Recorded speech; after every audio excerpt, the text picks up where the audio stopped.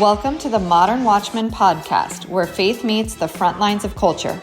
We break down what's happening in the world, what's behind it, and how believers can stand strong in truth. We're not here to fear the times, we're here to understand them. Because being watchmen means staying awake, staying ready, and staying grounded in the Word. Let's get into it.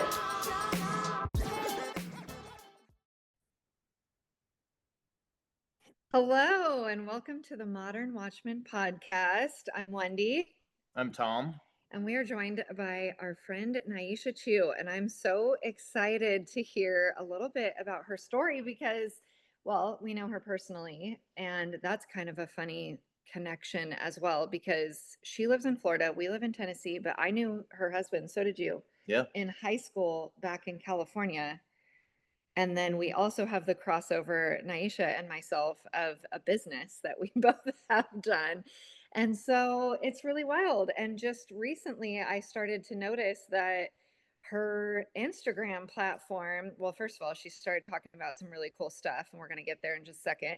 And then her platform absolutely exploded, and she's now like an official influencer. Don't you have the little check? You have the little check. I got the check. What is the check? I don't even know. How do you get that? Do you have to You get have to pay for the check. It is not there. You could have a check, but it's so people can't, steal your stuff. For Christmas, I'll get her the check. Oh, that's so cool. cool. Ooh, that's so fancy. Well, see, I'm already learning. I didn't even know that that's how you got the check, but it's good that you're official. I feel glad about that. But yeah, I wanted to start by hearing a little bit more about your story because you have a leaving the left story that kind of, it sounds like started in 2020.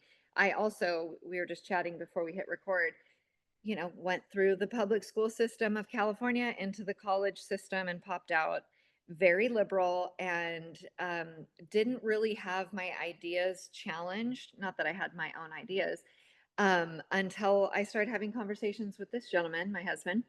And it was really hard to have to defend my really shallow, flimsy things I thought I knew for sure. And also, he had so much knowledge that was really outside of what I had been taught in school. And he had read books that I'm like, you're not supposed to read those books. And you're not supposed to think those thoughts. So it was, I had a similar journey just so long ago, but I would love to hear your story about, yeah, what opened your eyes and how has that process been for you? So, yeah. Okay. Well, first of all, thanks for having me. This is so sweet that you guys thought of me. And yeah, everything has blown up and come out of nowhere. And I feel still so new to even speaking out loud about these things. I did not grow up in a political family. I grew up actually in a military family. And you're not really supposed to talk about politics when you are in the military because anyway, for obvious reasons, but you just do what you're supposed to do. And so my parents were not vocal. And I found out later in life that my parents were far more conservative than I ever knew, but we just didn't talk about it. I was born on an Air Force base my entire young life. Both of my parents were in the military for 20 years. So I was just we just didn't discuss it. And so by the time I was a grown up, when I went off to college, my parents had retired, but then I was in college. I was at a very liberal college, learning liberal things, being around liberal people. So, you know, the heart for the left is often there in young people. And I was all heart, I was just like, we gotta feed the people and house the people and take care of the people. And we're rich. We're the richest nation in the world. So we should just take care of everything.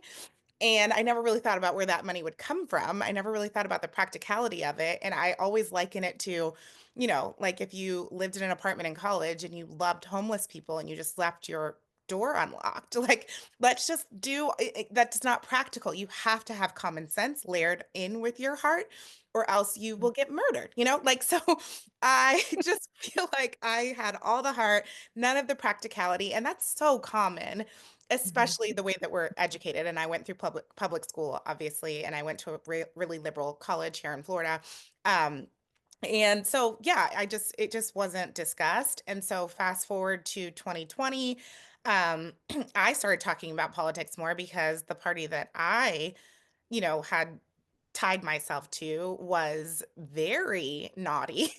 I was so upset that in 2020, I'm pregnant with my third child, and my party is telling us what we have to put into our body. My party is telling us that there is no choice and that we have to be locked into our homes. And there was something that clicked in me about the level of control, and, it's kinda like I've heard a lot of people say that the old school, left was very small government, don't tell me what to put in my body, anti-big pharma, and so I do think that a lot of that has shifted over time, but I have kind of a long story with pharma and being exposed to vaccine injury. And so I've always been skeptical on that level.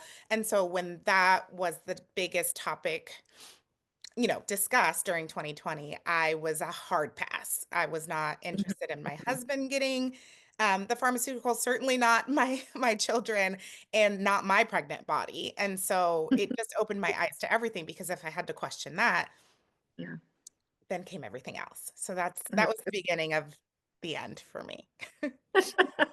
What were the everything else's? I'd love to know kind of how that unraveled because you're certainly not. I think we were talking about, we did an episode about September 11th being kind of a red pill moment for a lot of people where, if you were paying close attention then, or if you have now since gone back and gone, oh my gosh, nothing is what we thought it was. Then we kind of didn't have another one until COVID. And COVID was this big, you know, regardless of what side of the aisle you are on, I think a lot of people probably wouldn't have necessarily picked a side of the aisle before COVID and were kind of thrust into um, just a school of thought about it, kind of like yourself, when you have to really think about what what is happening? Why am I being fed these things that don't add up, don't make sense? These dots don't connect, just the crazy 6 feet distance and the mask, like all of it was like, this is so obviously garbage science, and yet we're being told follow the science, follow the science, as if you're not allowed to even think critically one iota. It was You wild. So literally weren't allowed to question it. It yeah, was, are you a doctor? You right. know what I mean? Like, Are are you a you a Right. nurse? medical? Are you a scientist? Yeah. It's like, well, I Yeah. know the arrows Without on a the medical board. degree, you had no voice. And even with a medical degree, if you had the wrong voice, you were Right, canceled and right. they eliminated your voice. And so I remember looking for the experts who had conflicting views from the other experts and watching those people be called such quacks. And if that's when that's the first time I keep talking about it. Like the first time I was on these internets was like when I started talking about just like, it was like a free flow of like, I had nobody to talk to. Honestly, my husband didn't care. He was just like, I'm not getting it. That's disgusting. Like, but he didn't want to like have these. So I was just like on my phone, like, listen, guys, I think we should pause. I think that we don't have to all just jump into the local CVS and take this. Mhm. I certainly don't think that we need to be giving it to our children. Let's pause. Like, doesn't natural immunity really exist? If it exists for every other virus, why doesn't it exist here? If you've tested positive and you've had it, then maybe you Mhm. don't need it. Like, let's just pause. And anyway, I just noticed that if I would share something from a dissenting doctor or a doctor who had like a question about the science, I mean, I remember sharing something from an African doctor, and she was basically called like a witch doctor. Like she was from Africa and she was speaking, you know, out about all of the corruption. And people were like, I would never let her be my doctor. She and looked into her background. I was like, have you ever looked into the background of your physician to decide whether or not and what's the background of Anthony Fauci and AIDS? Like I was angry. Like I was just like, what are you guys talking about? So that was a big, like, eye-opening moment, but I still had a long way to go with the rest. So when you ask about the rest, unfortunately, at the time, like, Trump was the guy, and I had severe TDS. I wish there was a vaccine for that I could have taken. I might have done a booster or two because I was truly like, there was no reasoning with me when it came to him. And I see that now that I have kind of come around. I still, have my issues with his past and his words and his Mhm. whatever, but I fully believe that he is the right choice for our country. But talking to people who still have my previous condition about who he is and what he stands for and what he really means when he says whatever, that was me. And so I had a long path to get through a lot of the race stuff that had been pounded into my head, especially through college, like the world is oppressive, there's systemic racism woven into the very fabric of our society. I've never been oppressed a day in my life, like, but I believed it like fully. I was like, life is hard.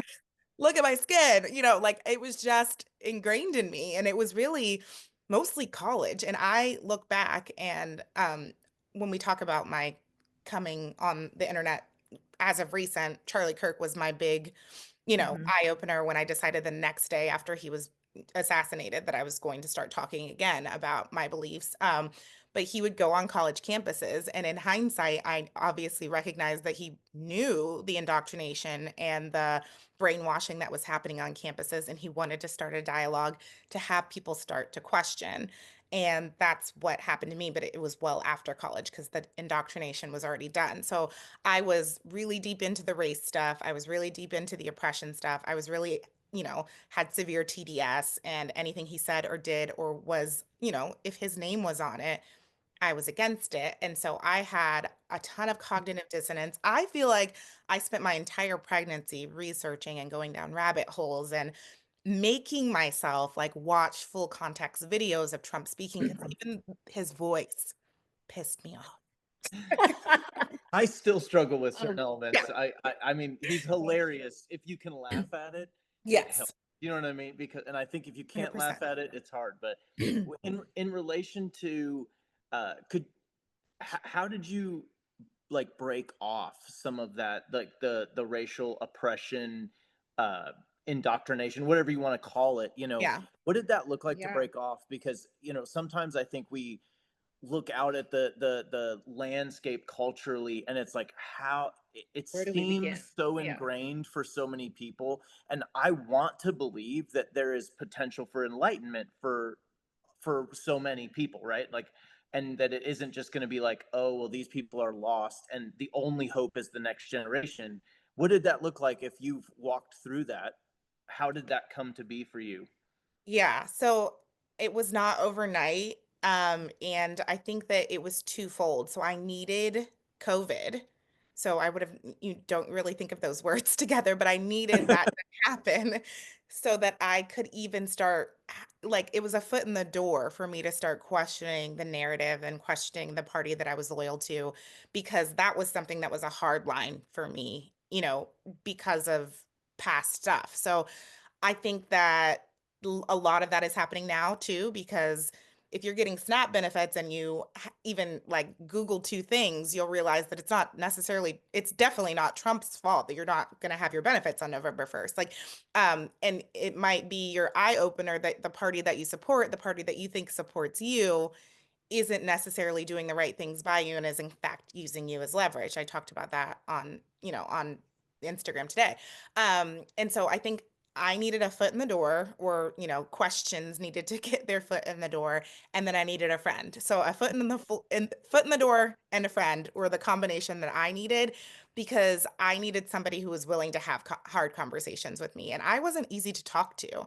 I was so annoying. Like I remember it's my best, Kimberly Hawkins, my one of my best friends on earth. So she has always been on the right. I have always been on the left, and somehow we were able to be good friends. But like a couple glasses of wine, and we'd be like, "Well, let's some stuff up." And I remember having wine with her and talking about our boys getting pulled over. She has a boy and I have a boy and I'm like, so if a black kid gets pulled over, like the likelihood, and she just started giving me statistics. She had done her research. I didn't know that you were more likely to be struck by lightning than to be killed by a police officer as an unarmed black person. I was like, well, I hate that. I like that. That's actually good news. But I hate that it has been spun as if it's happening 20 times a day all over the country, 200 times a day. and then it was just like one thing after another. And she very gently, but, assertively helped me understand things. And she also knew that I was a critical thinker and I was already starting to think. And so she would just send me an article. She would send me a statistic. She would send me a reference. She would send me another person's Instagram or, whatever. And I just started, it truly started to unfold for me. And I got pregnant in February of 2020. So literally the world shut down in March. And I spent my whole pregnancy. My friends were like, we live in Florida, so everybody was just partying. I mean, everybody was together, no one distanced, no one did anything. I was on the internet. I was Googling, I was researching, I was looking at old papers. Roland, my husband, must have despised me because I was so, and I'd be like, did you know that actually in history this happened? Did you know that happened? And that's when I decided that I was going to homeschool. That's when I decided that there was so much that I was never taught that, was relevant to history. And that I was basically like one of the first, I don't know when CRT officially happened, but I got it. I got the CRT. I got the I got that kind of education where there's an oppressor and there are the oppressed. And it is a very clear distinction between white Europeans and everyone else is literally oppressed, but especially Black people. I went down that rabbit hole and many others that we don't have to get into, but I came out of it like, I mean, I still don't like him, but I have to vote for him because without this, we are going to have mandates, which we did. Mhm. Without this, we are going to go further down this path that has clearly been a corrupted path, which we did. Mhm. Mhm. And so, sorry, that was a long answer, but basically, a foot in the door and a friend. It's the short answer. That's Yeah, great. no, That's great. that's so fascinating. And I think, it's hard because, of course, we want to educate everyone. And you're kind of running into this now, I'm sure, of like, you want people to see the truth and you want, the Bible says the truth will set you free. We're like, I have freedom for you, but you have to have ears to hear, And I wonder, do you think that that same friend could have had that same foothold in your story if you didn't have already the COVID kind of breach of trust with your party? I think that that was the reason that I was ready at the time. And that's one Mhm. of the biggest questions that I get now in my inbox. My inbox is wild, but one of the main questions that I get is how do I introduce these thoughts or these ideas or these Yeah. concepts to my whatever, my neighbor, my best friend of 30 years who is so deep into TDS or whatever. And I'm like, ask for permission first. Ask for permission to even have the conversation because if you bombard them with information when they have not invited the conversation, then they've told you no before it even starts. Like they didn't allow it. And so just a simple question of are you open to hearing a different version of this narrative or are you pretty set? Like it has to be an option from their perspective because if they're not open to the debate or the conversation, I was not until I was, and it really took COVID. But maybe if she had coaxed that out of me and different there's so many different conversations that you could have outside of even COVID was the hot topic at the moment, but there were other things that I was stuck on that I believed fully, and maybe if she had kept pushing and kept asking and kept sending, eventually because we were such good friends it would have come about, but I needed COVID or more time, and COVID came first, so Or That's a great. I really love the way you phrase that. Just even from like a an argument standpoint or just a rhetorical standpoint of, just it's a disarming and Mhm. inviting someone into vulnerability rather than approaching with a debated, like with a debate, right? I love that approach. I think that's phenomenal advice in and of itself of just Yeah. how you start the conversation lays the foundation, right? That's for how it's yeah. going to, you know. It's so interesting too because I think before 2020 and even the election, let's say before Trump, but even during his first term, I feel like you could still be good friends with people on the other side, and it really wasn't something that had to come up. like it wasn't, you maybe wouldn't even know where that person was. I know I ran into this a lot in business. I was able to Yeah. mentor and shepherd a whole lot of people from a whole lot of walks of life. And I don't feel like I have that same ability now because they know where you're at. If you have an American flag, anywhere in your profile or on your front porch, if there's any pictures of you wearing a mask or, like there's so many things that basically tell the other person everything they need to know about you, so to speak, now that weren't there before. So I feel like it's a lot harder now to bridge that divide because it's so wide and it feels like it's getting wider by the minute. I don't know if you feel that, but I'm like, oh, that is No, I definitely feel that. And I think that that's been intentional. I think that we've been divided so that we can be conquered, that we yeah, can, if they continue, and it's CRT is such a good example. Like if you can make even small children believe that one of you is bad and one of you is good, you start uh, the divide very early where you're like, mm, look at what I don't know if Theo Vaughn is very naughty humor, but I love him. And I love Yeah. the skit where he goes, my black friend said, "Look what you did to me." And he said, "You think I took it from you and I still don't have it?" And then he says, "Are we gonna split these plums or not?" So anyway, he's just like hilarious, but he's very like yeah, that I always mention that because it starts from a very young age where we're like, you did that to us and then I did that to you. So then the white guilt starts, and then mhm, you completely expand upon that as kids grow up and separating them on purpose. And even some of the positive programs I have learned, like mhm, affirmative action and like DEI, are meant to segregate and separate and cause a divide and cause friction between groups of people so that they can never come together. And then all of these cool new words, they're not new words, they're old words that no longer have meaning, like fascist and racist and Nazi and all those words that we just throw around. yeah, um it dehumanizes people, it separates people, it makes people have zero room for conversation, and that is how they've continued to divide us as we grow up. And the more you look into it, the more intentional you can tell it is. yeah. It's so sad. And I mean, you mentioned Charlie Kirk. Obviously, he was a huge voice in, no, I won't say in my conversion because I was already definitely very conservative when I started listening to him, but I had listened to him for the last 5 years every single day, not just his debate, which I'm like, I would show my kids his debate videos just because I'm like, he is so wise and so measured in he doesn't Yes, call names. He's not, putting anybody down. He's just such an excellent debater. But all that to say, this podcast was born out of his assassination as well. We just felt like, okay, we've got to start talking more. We can't be afraid to talk. That's what they for want, sure. right?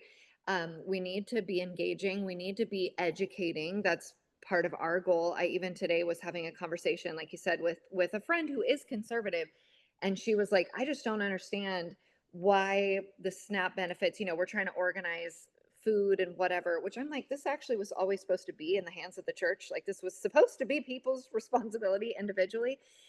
So we're trying to organize things in our county. And she's like, wait, why is this happening? Can someone explain it? I was like, yes, I would love to. I would love for you to understand it because it's important. Yes, Not that we just take action when there's a need, but also that we understand how we got here because it's going to happen again. We need to be yes, aware, we need to pay attention so that we can, again, vote better, hold our leadership accountable in a different way, and absolutely be responsible for our sphere of influence.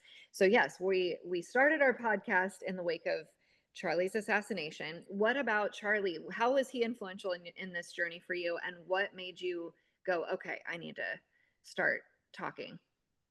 yeah. I think that just like you, I've been listening to him for a few years, but when I started listening to him, I had a visceral reaction. I remember certain quotes that just got me, where he said, I remember him saying when I was still trying to learn and be open-minded, and I would just like slam my laptops shut, like, oh, like I could not, it was hard to hear And he would say Mm. flippant things I felt that, negated my lived experience. I was still living in that. It's sloppy and messy and boring when I even think about how my brain worked. But he would say things like, the way that we stop racism is to stop talking so much about race. And I'd be like, how could you do that?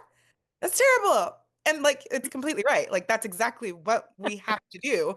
And talking about race and focusing on race and separating by race and having an oppressor and those who are oppressed is the reason. And having a Mhm. lack of dialogue and having division and talking about it all the time and making it a part of your identity. I am a whatever. And the same with orientation. Like he said, like, you might be this, you might be all of these things, but I care about who you are. And when you kept listening, not to just the sound bites, he would get to that. He would say, I care about who you are as a person. I care about what you bring to the table. I care about your faith and, who your family is and where you come from and what your skills are.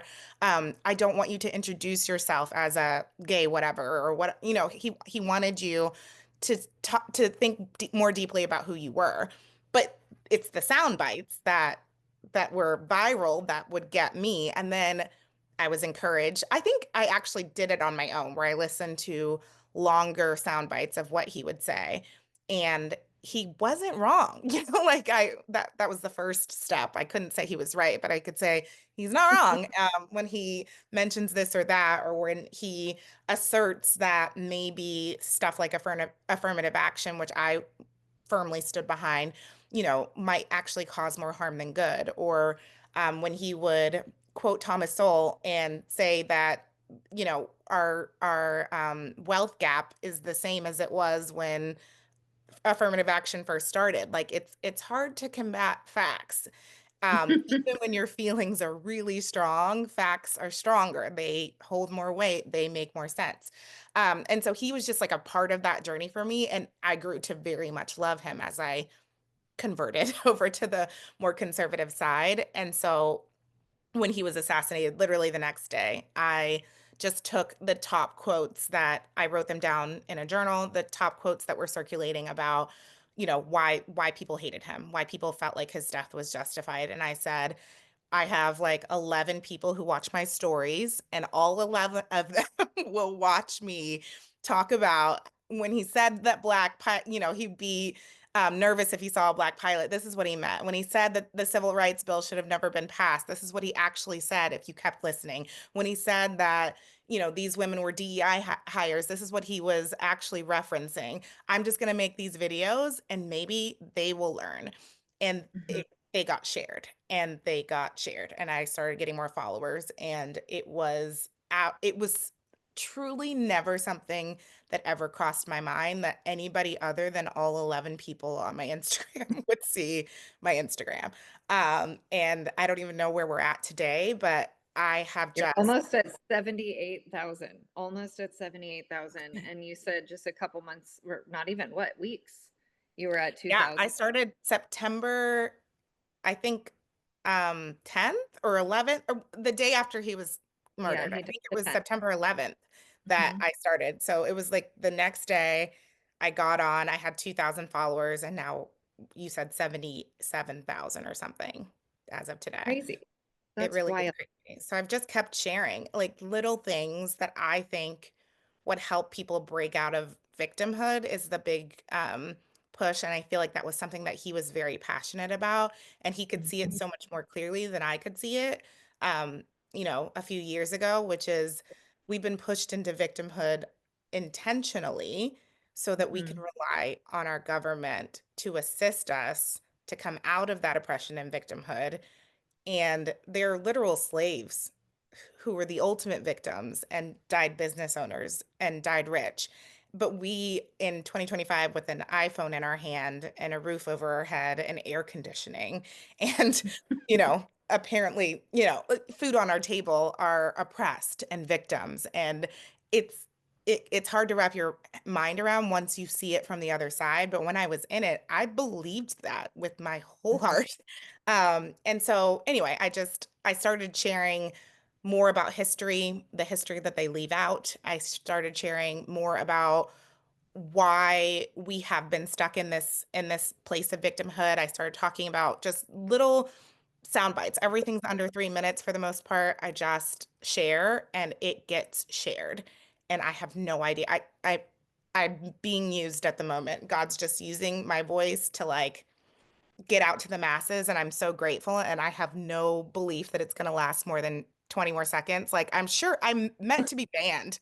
I don't I don't mince words at all. Like people are like, "How have you not been like shadow banned? How are you still there?" And I'm like, "I'm going to keep going until I'm not because it's probably bound to happen, but for now I'm still here." That's amazing. We don't really see that anymore now that we've recognized it was happening and called it out so dramatically, and then it was exposed that it was actually really happening. They don't really do it much anymore now that No. we're on. But oh man, that it's tell me about your inbox because you said it's a wild inbox. And so, what do you think this platform is primarily consisting of at this point? If you can even get a read Yeah. on. I mean, so it's hard. I think the majority of the people who are following me agree with me. Like, you're not going to hit follow if you didn't like what I had to say. And I kind of have beef with the algorithm because I wish that people who didn't want to hear what I said would see it more. And I definitely have those people. I have plenty of people who someone shares it and then they are in my inbox and I am an Uncle Tom or I am a race Mhm. denier or I'm a slavery denier. I'm like, don't hear what I didn't say. I didn't say slavery didn't happen. I said it happened to more people than you were told it happened to. And if that makes you start to deny your experience of slavery, then that sounds like you problem. Like it's not something that I said. I just told a story. Like and so a lot of people are that's been the most it's not really surprising, but the most prevalent thing is I hate you because you just told a story. I very rarely add color or my own personal thoughts on things. I'm really just like, this is something that I learned that I thought might be helpful for you to learn too, and I will lay it out. Like Anthony Johnson was the first legal slave owner in America, and he was black, and he owned black slaves and white slaves. I just thought you should know. And people will be like, how dare you? And I'm like, I didn't say anything except true history. So I don't know why you're upset, but it's because if you have to lay down your victimhood and you have to admit that other people have had hard pasts and you have to admit that there were Irish slaves before black slaves, then you have to stop relying on victimhood and oppression and look completely inward about your choices. And people are Mhm. not ready to do that. Yeah, I think, don't you think too, like there's so much of all of the division depends on the compartmentalization of people groups, right? Like I think about it like in the algorithms, right? Like you get kind of siloed. We all do. Like Mhm. we get Yeah. in our conservative algorithms and other people get in a liberal algorithm or whatever. And then even I look back and I think about like, my childhood, different places I've lived, and like even like I have friends that live in we live in southern middle Tennessee, and the county that we live in is predominantly white. There's no doubt about that. One county over is much closer to 50%, black and white.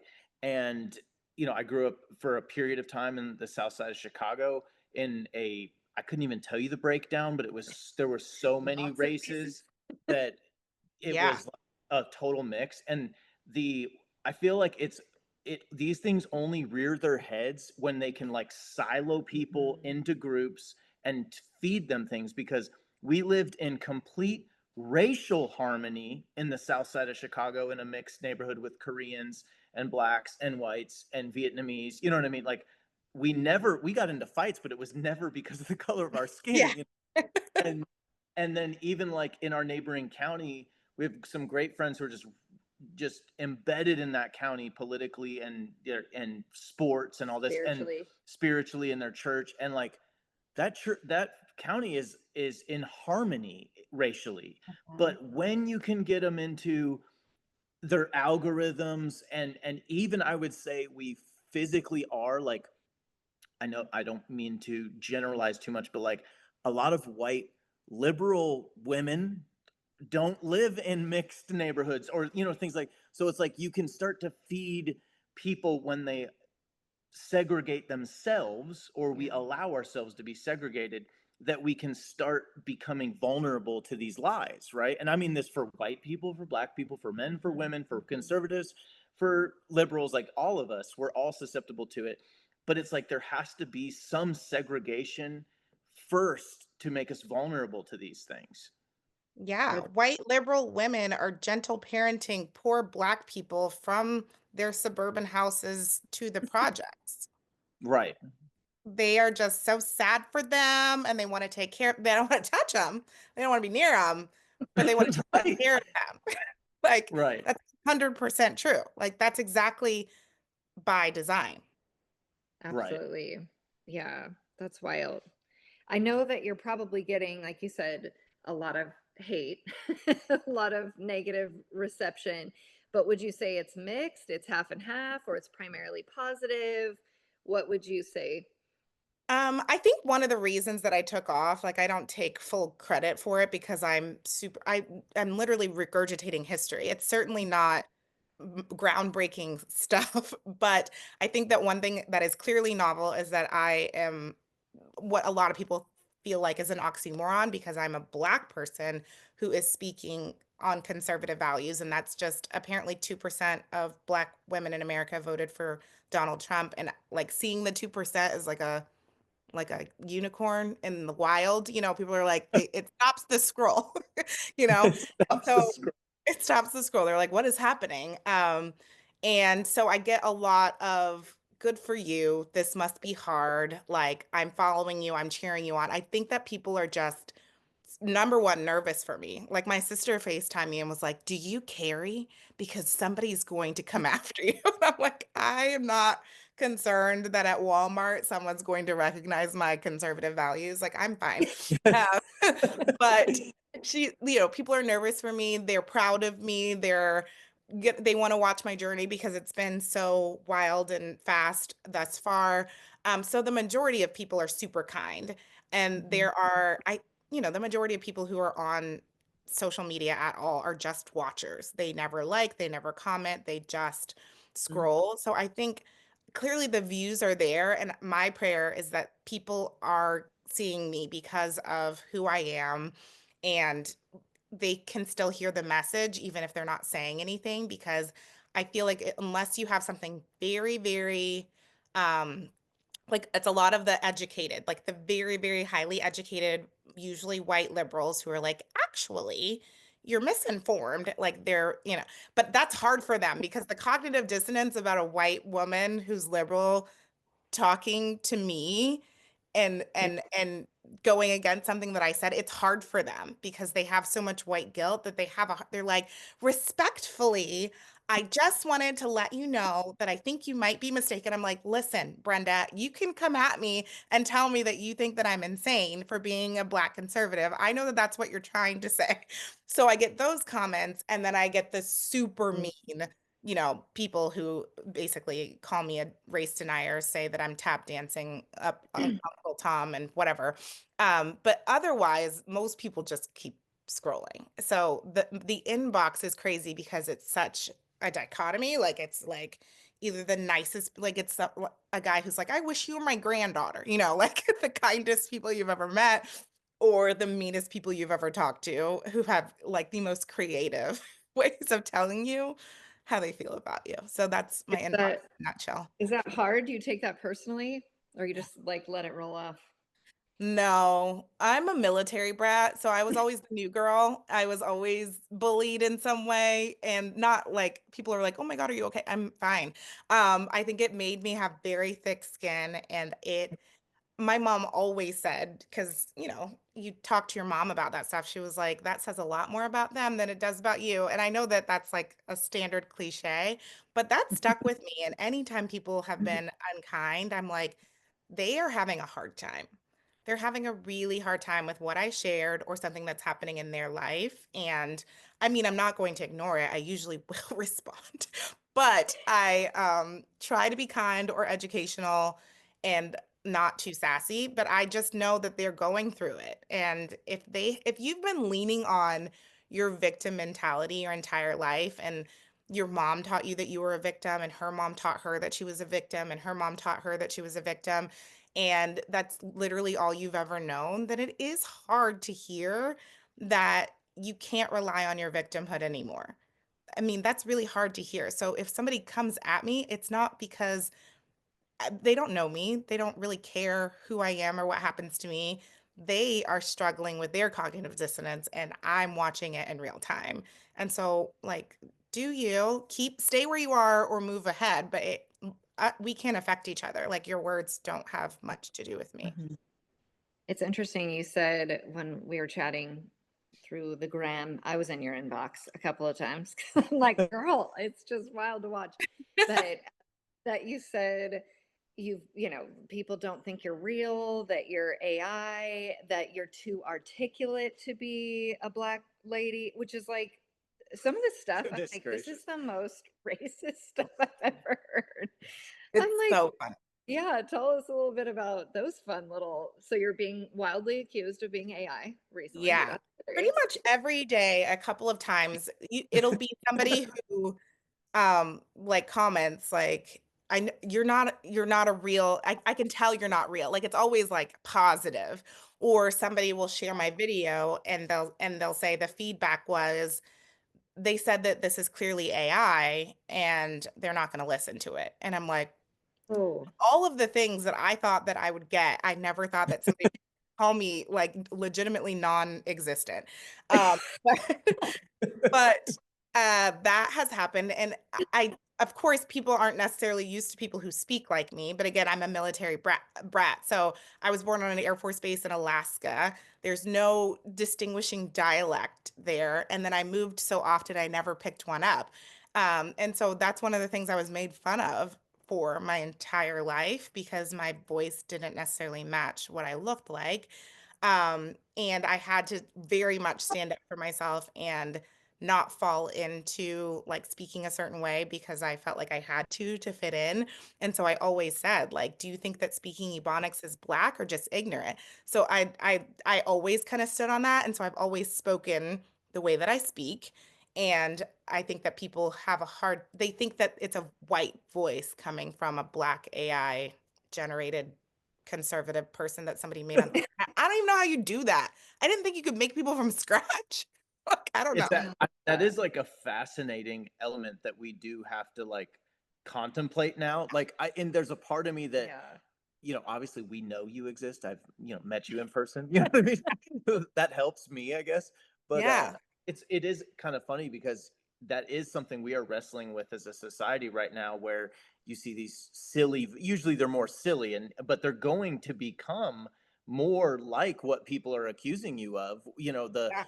the perfect this or that avatar, that's delivering a message that hits just right to this particular target audience or, something like that. So it is interesting that Green. people are picking up on that. It's unfortunate that they're missing the fact that you're very real, but Totally real. I'm like, why would they make it anyway? It's just hilarious. I'm like, they could do better. I don't know what it's just very funny and out of left field, something I never expected to get pushback on. But we live in this day and wild age. time. Yeah. It is a weird world.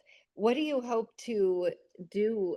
I know you said that you're assuming it'll be over in 20 seconds and all that, but I do. assuming it isn't, assuming this is the beginning of a pivot, and you're absolutely right. Like, obviously, God's using you for something in this moment, and that's really cool and an honor. And, could you see, or I guess I'll just say, what is your hope for where this could lead?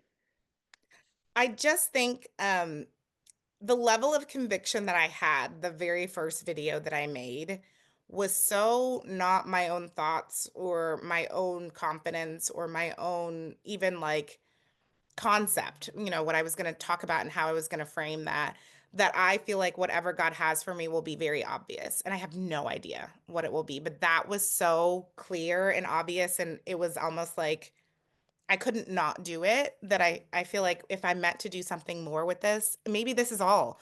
Maybe I just continue to be like this. People say like you have such a kind tone to I just am used to teaching my children history, so I talk to the internet the same way and they can't believe it that people can be kind and measured and direct and articulate and factual.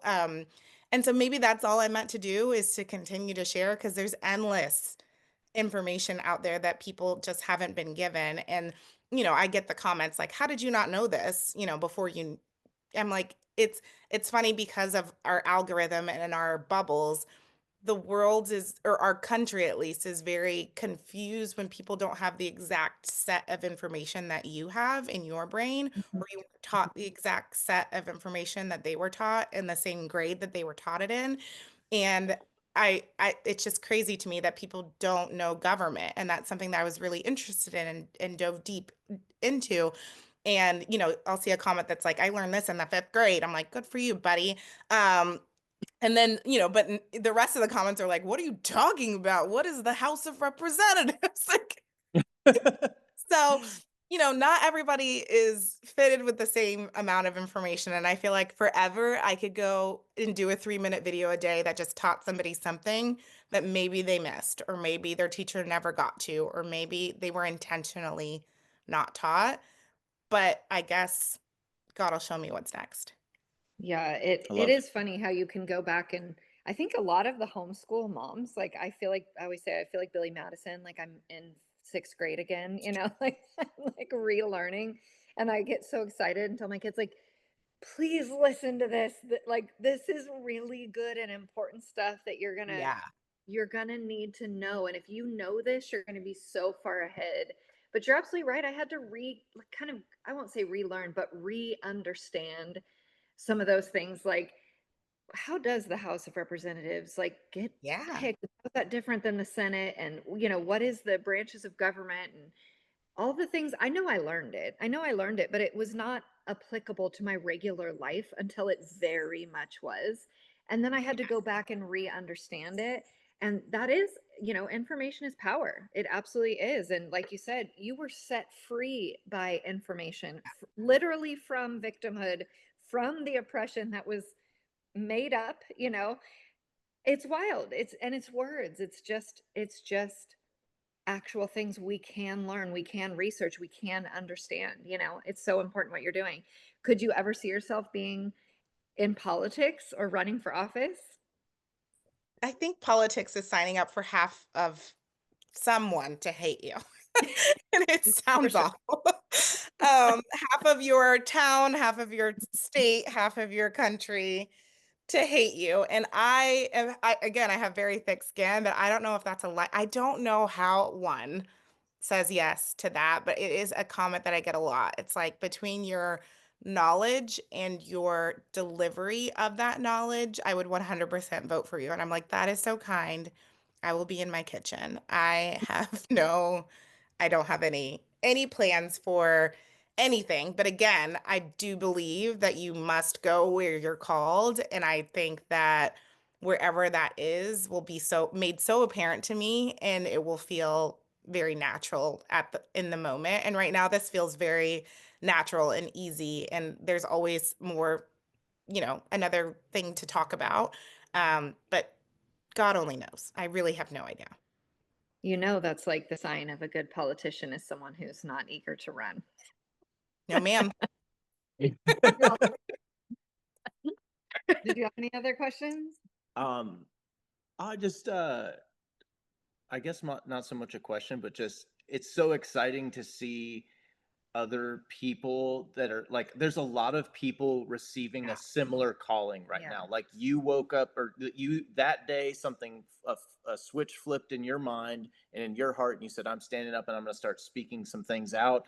And we've talked to and met many other people the same, and it's just so encouraging as a fellow American who just cares a lot about the future for our children to see this. Like, I know the word revival is thrown around spiritually a lot lately, but just the Yeah. revival of um a citizenry that cares enough to do something. And I'm excited to be on that journey with you. And um it's been a thrill to watch you on your journey, and I look forward to continuing to do that, and just also what may come of it working together, Yeah. or even just for you. I'm just excited to see these folks who are answering the calls, and I just don't believe that there isn't um, Plan and a a purpose. plan and a purpose behind it. You know, and I just know with all 100%. my heart that there's a plan and a purpose behind it, no doubt. We were talking Same last to you guys. Yeah. about just how courage is contagious, just like fear is contagious. And we saw a lot of both of that kind of emerge in COVID. You know, there was a lot of fear and that spread like rapid wildfire. And then courage works the same way. And if nothing else, you know, you are emboldening other people who look like you and who don't look like you to just say what is true.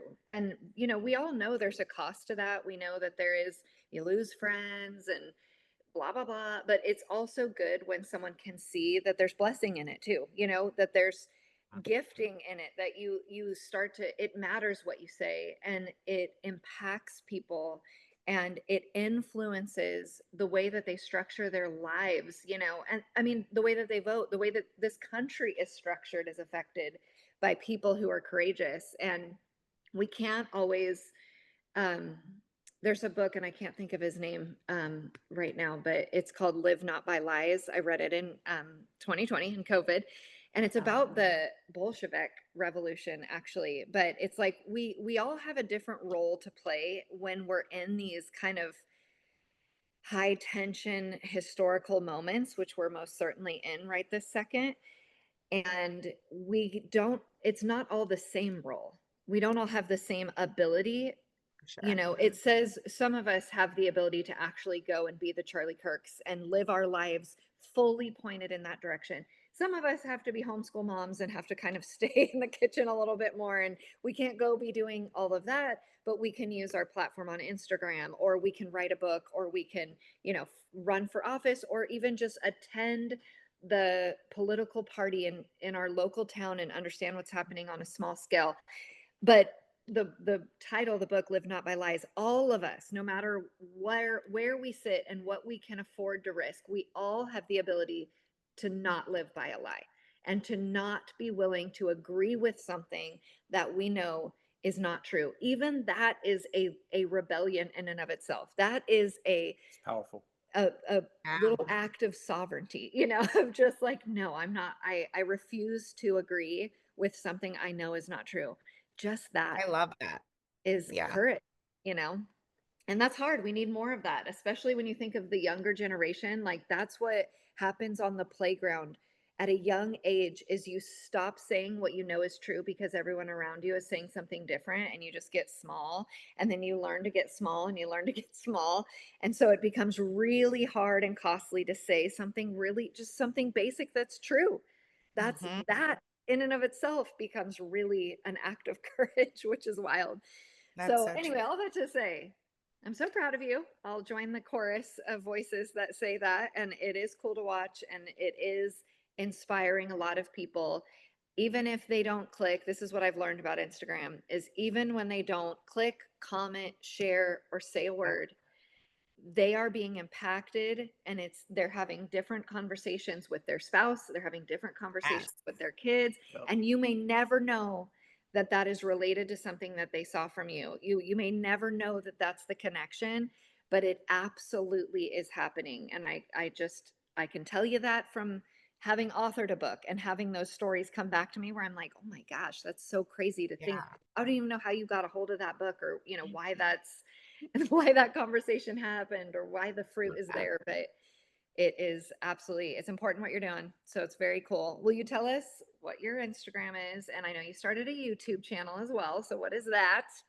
Yes. So Instagram and YouTube are both just Naisha Lorraine. So Nyisha and then Loraine. So I don't think that there's a lot of Naisha Lorraines. It should be pretty easy to find. And I'm grateful for you guys. You guys are doing amazing. And I was so excited that you were starting this podcast. And I think that one thing that most people don't realize is that you guys have this level of knowledge that you probably think is fairly common, and it's really not. And you sharing what you know and what you've learned because you've done the work and read the books and not just taken what's been fed to you, it's not common and people need it. So I appreciate what you guys are doing as well. So thanks for having me.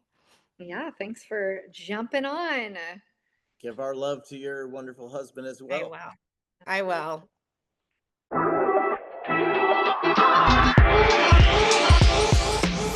Thanks for joining us on the Modern Watchman podcast. Remember, truth isn't just something we believe, it's something we live out every day. Stay alert, stay discerning, and don't lose sight of the hope we have in Christ. Until next time, Be watchmen.